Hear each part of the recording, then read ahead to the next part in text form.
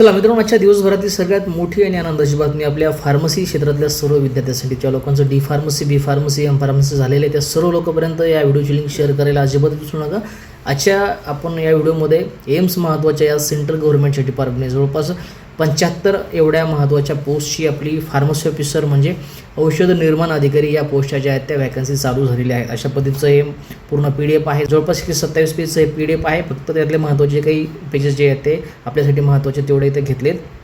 महत्त्वाचं CREच्या अंडर हे जे परीक्षा आहेत त्या फिलअप केल्या जाणार. त्याचे application form, common recruitment examination CRE 5च्या अकॉर्डिंग जे आहेत हे महत्त्वाची एक्झाम तुमच्या कंडक्ट केल्या जाणार आहेत. यासाठी महत्त्वाची वेबसाईट याच्यासाठी जाऊन तुम्हाला ॲप्लिकेशन फॉर्म फिलअप करायचे ते तुम्हाला मी यूट्यूब चॅनलवरती आपल्या देईल. थोरात हे आपलं यूट्यूबचं चॅनल आहे, त्याच्यावरती तुम्हाला मी ॲप्लिकेशन फॉर्म जे ते फिलअप करून दाखवेल.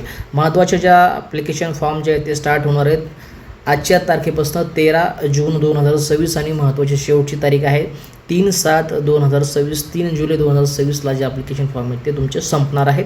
याच्यावरती तुम्हाला मी व्हिडिओ डिटेल तिथे देईल.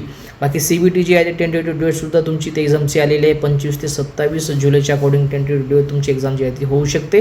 बाकी महत्त्वाचे जे डिपार्टमेंट आहेत तुम्हाला आता इथं समोर मी दाखवेल, ज्याच्यामध्ये तुम्ही इथून बघू शकता. अशा पद्धतीचे एम्सचे भरपूर वेगळे ऑल ओव्हर इंडियामध्ये डिपार्टमेंट आहेत ज्याच्यामध्ये आपल्या ह्या फार्मसी ऑफिसरच्या ज्या आहेत त्या वॅकन्सी चालू आहेत. यासाठी महत्त्वाची तर पात्रता काय आहे तर मेजर ज्या पोस्ट आहेत त्यासाठी 18 ते 27 एवढं महत्त्वाचं एज रिलॅक्सेशन आहे. आणि त्या 27मध्ये तर तुम्हाला जर तुम्ही SC आणि STचे कॅटेगरीचे विद्यार्थी असाल तर तुम्हाला 5 वर्ष या 27 वर्षामध्ये ॲड करायचे. ही तुमची हायर एज लिमिट निघेल. त्याच्यानंतर OBCचे विद्यार्थी असाल तर या 27मध्ये तुम्हाला 3 वर्ष ॲड करायचे. तेवढ्या वर्षापर्यंत तुम्ही ॲप्लिकेशन फॉर्म फिलअप करू शकता, म्हणजे 30 वर्षापर्यंत. फिजिकली चॅलेंज जे विद्यार्थी आहेत त्यांना 10 वर्ष तुम्हाला इथे ॲड करायचं आहे या 27मध्ये. अशा पद्धतीने तुम्ही 37 वर्षापर्यंत फॉर्म फिलअप करू शकता. बाकी सेंट्रल गव्हर्नमेंट, स्टेट गव्हर्नमेंटचे जे विद्यार्थी त्यांनी खाली चेकआउट करून घ्यायचे, त्याच्यासाठी सुद्धा याच्यामध्ये महत्त्वाचे व्हॅलिडेशन खाली आहे. त्याच्यानंतर आता महत्त्वाचं यासाठी फीस जवळपास OBCसाठी जनरलसाठी 3,000 रुपये आहे. SC ST कॅटेगरीसाठी EWसाठी 2400 रुपये एवढी फीस आहे. म्हणजे पर्सन डिसेबल आहेत, फिजिकली चॅलेंज, त्यांना कोणत्याही पद्धतीची फीस याच्यासाठी लागणार नाही. त्याच्यानंतर महत्त्वाचं एक्झामबद्दल सांगायचं झालं CBT म्हणजे तुमची कॉम्प्युटर बेस्ड टेस्ट होणार आहे. ज्याच्यामध्ये जवळपास सांगितल्याप्रमाणे मी जवळपास 1.5 तास असेल. या 1.5 तासामध्ये तुम्हाला 100 प्रश्न सॉल्व्ह करायचे आहेत. एका प्रश्नाला 4 गुण अशी तुमची 400 मार्काची एक्झाम याच्यासाठी असणार आहे.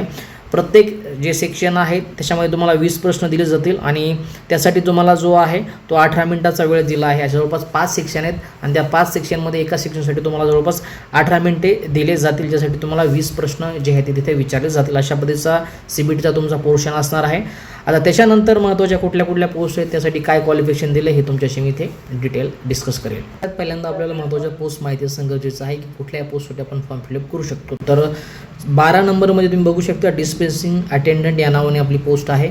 फार्मासिस्ट नावाने पोस्ट आहे. त्याच्यानंतर फार्मासिस्ट ग्रेड 2 या नावाने आपली पोस्ट आहे, ज्यासाठी महत्त्वाचं फार्मसीचं क्वालिफिकेशन आहे आणि तुमची एक्झाम जी आहे ती इंग्लिशमध्ये इथे होणार आहे. त्याच्यानंतर दुसरी पोस्ट बाकीच्या काही लोकांना माहिती नसेल तर 29 नंबरला असिस्टंट रिसर्च ऑफिसर आणि रिसर्च असिस्टंट अशा नावाने ही एक पोस्ट आहे, ज्याच्यासाठी बायोफार्मास्युटिकल अँड अप्लाइड मायक्रोबायोलॉजी अशा पद्धतीचा विषय आहे. यासाठी जे माध्यम आहे ते सुद्धा इंग्रजी आहे.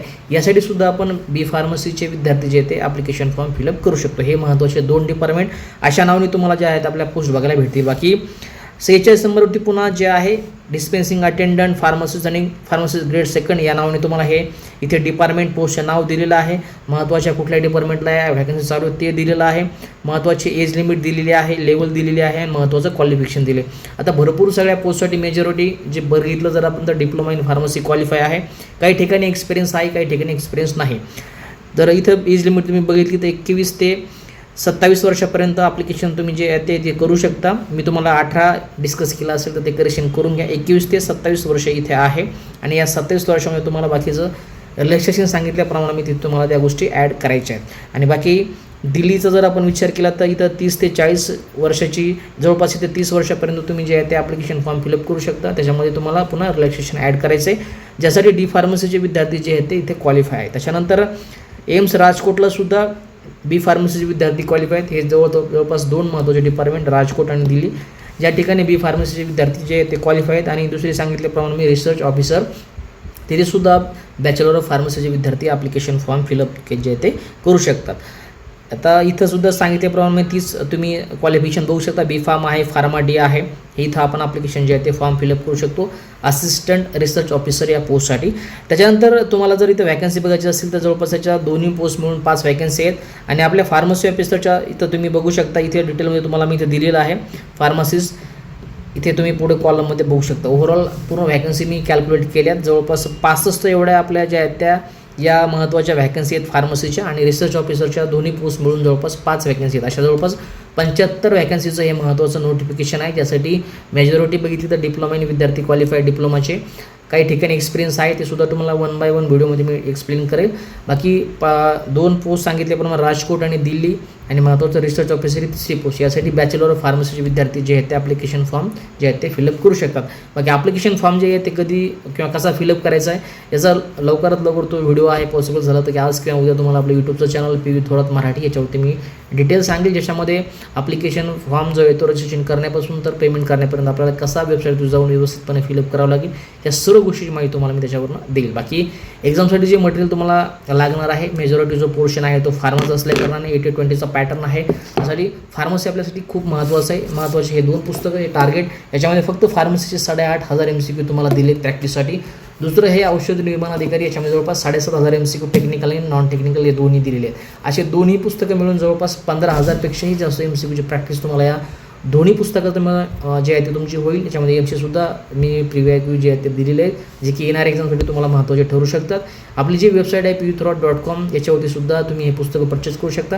कोणत्याही पद्धतीचे डिलिव्हरी चार्जेस न देता तुमच्या होम ॲड्रेसवरती आपण जे आहे ते डिलिव्हरी जे आहेत त्या पाठवत आहोत. बाकी ॲमेझॉनवरती फ्लिपकार्टवरती सुद्धा हे पुस्तकं जे आहे ते अवेलेबल आहे. तिथून तुझं तुम्ही हे पुस्तकं जे आहेत ते येणाऱ्या MC एक्झामसाठी परचेस करू शकता. बाकी PDF जे आहे ते चेकआउट केलं असेल तर डिटेल PDF 119 पेजचं आपलं टेलिग्रामचं चॅनल आयडियल फार्मसी कोचिंग याच्यावर तुम्ही शेअर केले. तिथून तुम्ही बाकीच्या गोष्टी चेकआउट करून घेऊ शकता. आणि लवकरात लवकर जे यूट्यूबचं चॅनल आहे त्याच्यावरती तुम्हाला पुढचा जो व्हिडिओ येतो मी तिथे टाकून देईल.